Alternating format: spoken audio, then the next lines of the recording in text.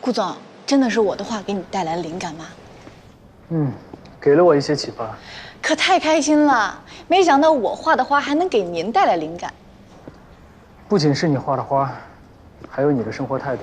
啊！没想到我还有这么大作用呢，这是对我最大的夸奖了。不过你今天突然对我说这么多话，我得消化一下。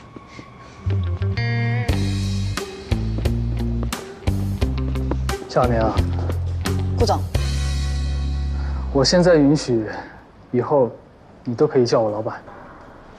为什么？您之前是之前，你不是说老板就是老实板着脸的意思吗？我也希望你以后可以时刻的提醒我，不要总是板着脸，开心点儿。遵命，老板。还有，请说，老板。你画的画真的太丑了。我那是随便画的，画丑情义重嘛，老板。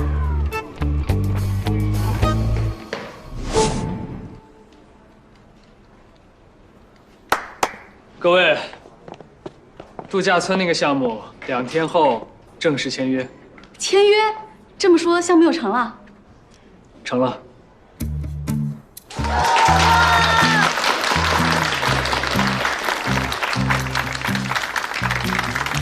太好了，我以为都白做了呢。顾总，这天大的好消息，咱们是不是应该出去庆祝一下啊？对对对，顾总，咱们要不要放肆一下？您请大家吃大餐。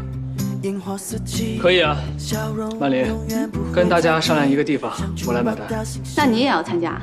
是啊，顾总，您也参加吧，您从来没有跟我们大家一起聚过呢。是啊，顾总，你也参加吧。我就不去了。你不去多没意思啊，大家一起热闹嘛。对呀，一起去，一起去，一起去，一起去，一起去，一起去，一起去。好，不去了丧空空。哦，对了，还有一件事，王凯，给江小宁安排一个位子。位置？从今天开始，江小宁正式通过考核期。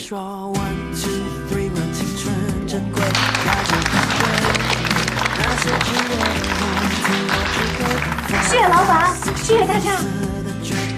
好好干，对公司有贡献的人都会有奖励。奖励。小明，恭喜恭喜恭喜啊！真棒！奖励是什么？我没拿过，我哪知道什么奖励？奖励什么？奖励什么？